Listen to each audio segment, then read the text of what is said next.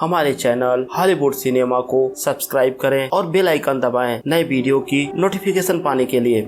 दोस्तों नमस्कार, आज मैं आप लोगों के लिए लाया हूँ एक बेहतरीन ऑस्ट्रेलियन हॉरर मूवी। दोस्तों हर कोई अपनी फैमिली से प्यार करता है और कभी नहीं चाहता कि उसकी फैमिली का कोई मेंबर भी उससे दूर हो, यानी कि इस दुनिया से दूर हो। लेकिन अगर ऐसा हो तो क्या आप अपने फैमिली मेंबर को वापस ला सकते हैं? आइए देखते हैं आज की इस मूवी में, जिसका नाम है ब्रिंग हर बैक। यह मूवी काफी बेहतरीन है और इसकी IMDb रेटिंग है 7.2 आउट ऑफ 10। तो मूवी की शुरुआत में हमें एक रिचुअल दिखाया जाता है, जहां एक सफेद सर्कल के अंदर एक लड़की बैठी होती है और थोड़ी देर बाद हम देखते हैं दो लोग उस लड़की को हैंग कर देते हैं। वो लड़की मारी जाती है, लेकिन वहीं एक और लड़की की डेड बॉडी होती है, जो इसके बाद अपने आप उठकर बैठ जाती है। अब सीन शिफ्ट होता है और हम पाइपर नाम की एक लड़की को देखते हैं, जो अभी टीनेजर है और वो अपने स्कूल के बाहर खड़ी होती है। वो अपने सौतेले भाई एंडी का इंतजार कर रही होती है, क्योंकि पाइपर पार्शियली अंधी होती है। एक्चुअली पाइपर को कुछ दिखता नहीं, बस वो रोशनी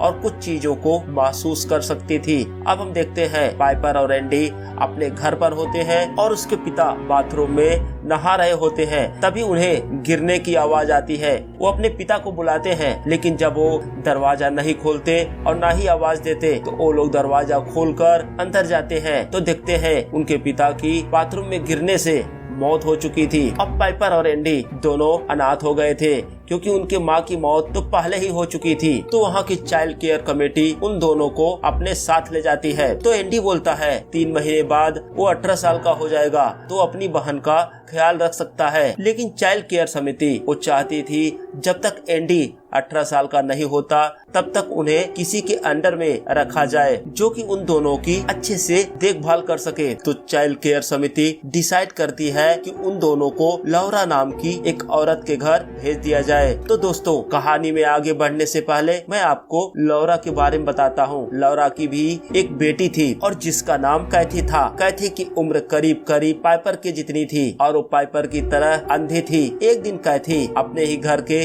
बैकयार्ड में खेल रही थी और एकाएक पूल में गिर जाती है और डूबने से उसकी मौत हो जाती है। तो कैथी की मौत के बाद लौरा अकेली हो गई थी, तो चाहती थी कुछ अनाथ बच्चों को अपने घर पे रखकर उनका ख्याल रखना। तो इसीलिए पाइपर और एंडी को उसके घर भेजा जाता है। हम देखते हैं जब वो दोनों लौरा के घर पहुंचते हैं तो लौरा पाइपर को देखकर बहुत ही ज्यादा खुश हो जाती है। उसे देखकर ऐसा लग रहा था जैसे वो पाइपर का ही इंतजार कर रही थी। जब पाइपर और एंडी घर के आसपास घूमते हैं तो देखते हैं लौरा के घर पर एक और बच्चा होता है, जिसे लौरा ओलिवर कहकर बुलाती है। वो बच्चा देखने में कुछ अजीब होता है। अब हम देखते हैं लौरा पाइपर और एंडी को उनके कमरे बताती है जिनमें वो अब रहने वाले थे। अब हम देखते हैं रात में लौरा एक वीडियो देखती है। ये वही वीडियो होता है जो हमने मूवी के शुरुआत में एक रिचुअल को होते देखा था, जिसको कैमरे से रिकॉर्ड किया जाता है और जिस रिचुअल में एक मरी हुई लड़की जिंदा हो जाती है।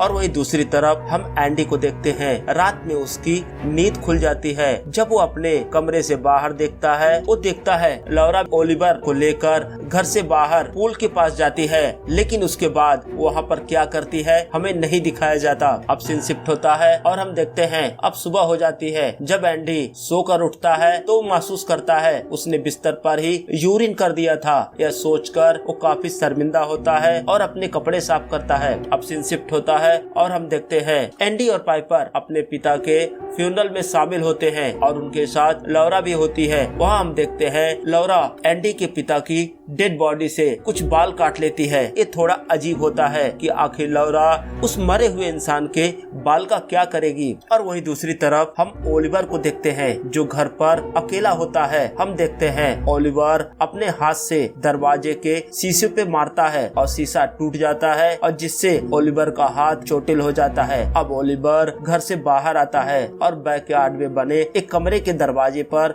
जोर जोर से अपने हाथ को मारता है और वो दरवाजा खोलने की भी कोशिश करता है। और इधर हम देखते हैं एंडी अपने पिता की डेड बॉडी को नहीं देख पा रहा था। तो लौरा उसको बोलती है कि तुम्हें अपने पिता को अच्छी तरह से विदा करना होगा और इसके लिए तुम्हें उनके होठों को चूमना होगा। ये थोड़ा एंडी के लिए अजीब था, लेकिन लौरा के कहने पर एंडी अपने पिता के होठों पर किस करता है और इसके साथ अब लौरा एंडी और पाइपर को लेकर घर आ जाती है और रात में हम देखते हैं डिनर के बाद वो तीनों बैठकर बातें करते हैं। तो वही लौरा खुद भी ड्रिंक करती है और उन दोनों को भी ड्रिंक ऑफर करती है। देखकर ऐसा लग रहा था कि लौरा एंडी और पाइपर की मदद कर रही थी उसके पिता की यादों को भूलने के लिए। अब वो तीनों एक साथ ड्रिंक करते हैं और म्यूजिक चलाकर डांस भी करते हैं। इसके बाद हम देखते हैं लौरा और एंडी एक साथ बैठकर बातें करते हैं। तो लौरा एंडी को बताती है कि वो अपनी बेटी की मौत को आज तक भूल नहीं पाई। वहीं एंडी भी अपने बारे में उससे बताता है कि जब उसकी मॉम की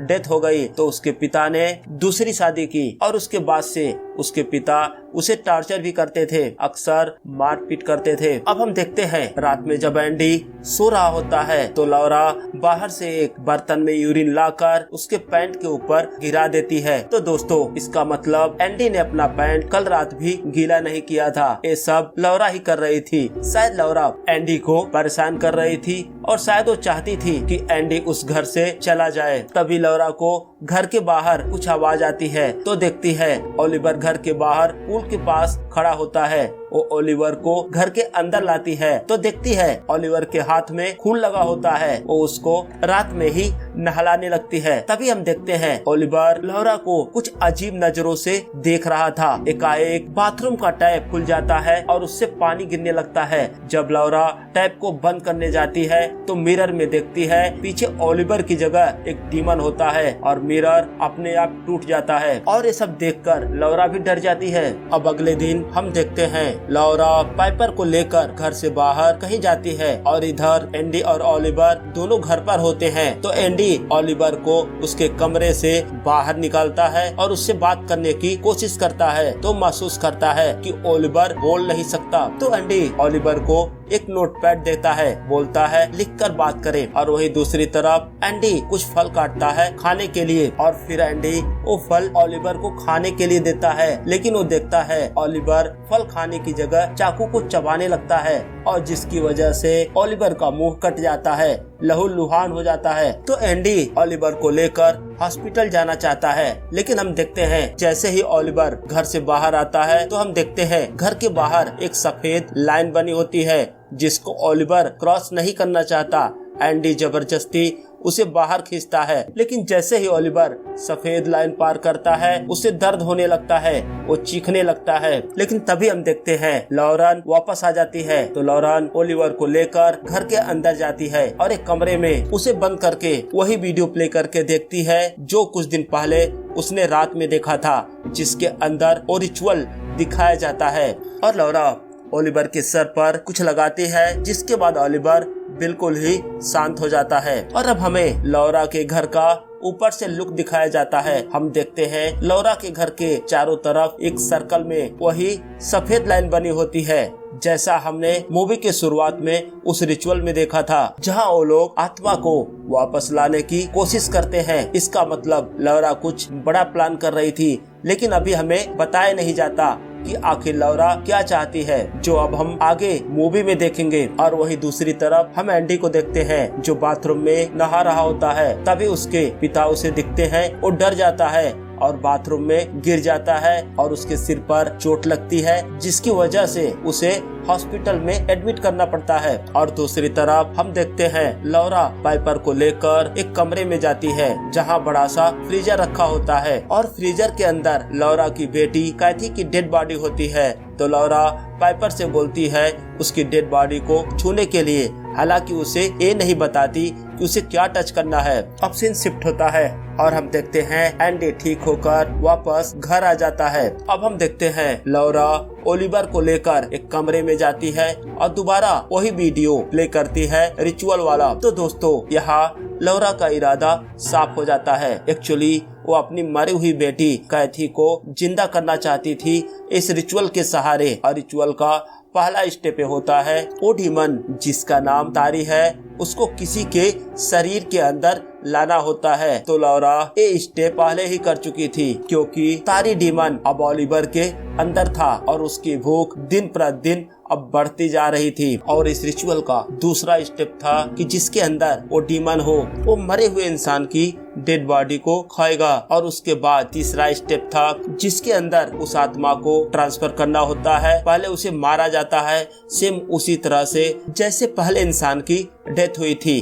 तो यहाँ पर कैथी की डेथ डूबकर मरने से हुई थी। तो लौरा का प्लान था वो सबसे पहले पाइपर को भी उसी तरह मारेगी जैसे उसकी बेटी की मौत हुई थी। और उसके बाद ओलिवर उसकी बेटी कैथी का डेड बॉडी खाएगा। और उसके बाद ओलिवर पाइपर के मुंह पर वो सारी वॉमिटिंग करेगा और जिससे कैथी की आत्मा पाइपर के अंदर ट्रांसफर हो जाएगी। लेकिन लौरा को ये सब पूरा करने के लिए सबसे पहले एंडी को वहाँ से दूर करना होता है। तो लौरा एंडी पर झूठे आरोप लगाकर उसको घर से बाहर निकाल देती है। अब एंडी ये तो समझ रहा था कि लौरा कुछ प्लान कर रही है, लेकिन क्या उसे नहीं पता।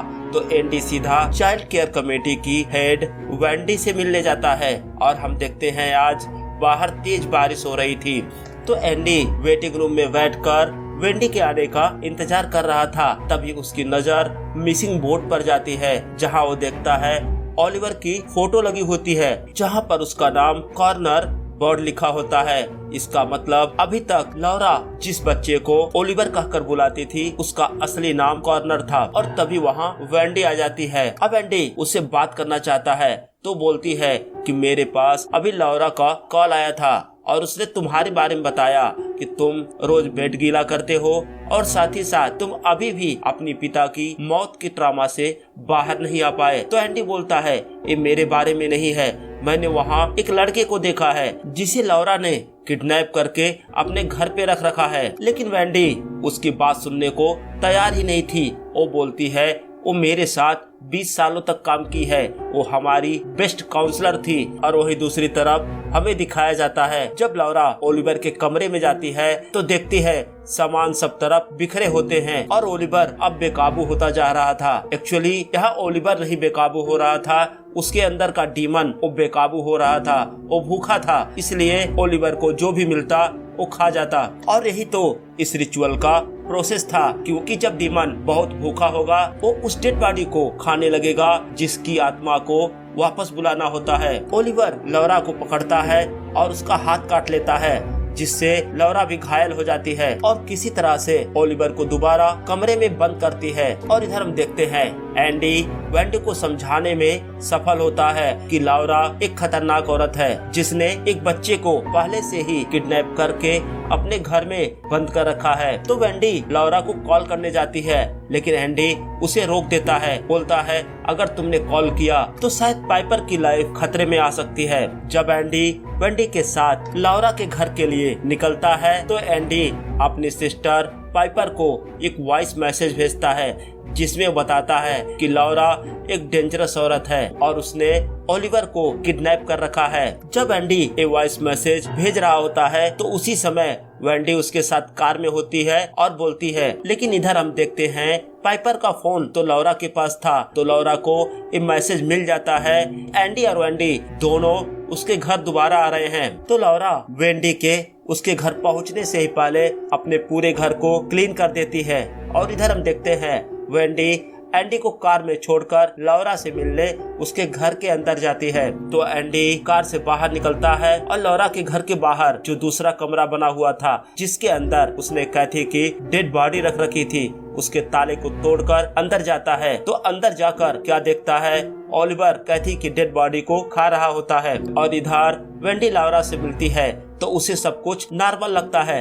लेकिन तभी उसकी नजर लौरा के हाथों पर जाती है जहां खून बह रहा था क्योंकि ओलिवर ने वहां काट लिया था। और तभी एंडी बाहर से चिल्लाता है। अब वेंडी समझ जाती है कि लौरा ने कुछ तो गड़बड़ किया है। अब लौरा वेंडी से बोलती है मैं उसे वापस ला सकती हूँ, यानी कि अपने बेटी को। तो वेंडी लौरा को धक्का देकर बाहर निकलती है। तो एंडी वेंडी को उस कमरे में ले जाता है जहाँ ओलिवर कैथी की डेड बॉडी को खा रहा था। ये सब देखकर वेंडी डर जाती है और वेंडी और एंडी दोनों वहाँ से भागने लगते हैं। तभी लौरा अपनी कार लेकर बाहर आती है और उन दोनों को ठोकर मारती है और ठोकर की वजह से एंडी और वेंडी दोनों की वही मौत हो जाती है। अब हम देखते हैं लौरा पाइपर को लेकर घर आती है तो हम देखते हैं ओलिवर कुछ अजीब सी आवाजें निकालता है। पाइपर उसके पास जाती है, उसके सर को टच करती है। जब पाइपर लौरा से पूछती है कि ये कौन है तो बताती है ये तो ओलिवर है। अब पाइपर को लौरा की कही हुई बात याद आती है कि ओलिवर के बाल बड़े हैं और भूरे हैं, लेकिन यहाँ ओलिवर तो गंजा होता है। अब पाइपर को लौरा के ऊपर शक होने लगता है तो पाइपर अपने आप को बाथरूम में बंद कर लेती है। लौरा उसे बाहर से बुलाती है, तभी पाइपर के पैर से कुछ टकराता है। जब वो टच करती है तो उसे पता चलता है वहाँ पर एंडी की डेड बॉडी पड़ी हुई थी, लेकिन तब तक लौरा बाथरूम का दरवाजा खोलकर अंदर आ जाती है। अब वो पाइपर को बताती है कि वो उसको मारकर अपनी बेटी की आत्मा को जिंदा करेगी। अब पाइपर भागने की कोशिश करती है, लेकिन अंधे होने की वजह से दीवार से टकराती है और बेहोश हो जाती है। अब लौरा पाइपर को घसीटते हुई घर से बाहर ले जाती है, उस पुल में ले जाती है जहां डूबकर उसके बेटी की मौत हुई थी। अब हम देखते हैं लौरा को अपनी बेटी की याद भी आ रही थी। अब हम देखते हैं लौरा पाइपर को पानी में डुबाने लगती है और ओलिवर भी वही खड़ा होता है। तभी पाइपर अपना हाथ चलाती है अपनी जान बचाने के लिए और पाइपर के हाथ का नाखून लौरा के मुंह पे लगता है, वो पीछे हटती है। अब पाइपर बाहर आती है तो पाइपर का चेहरा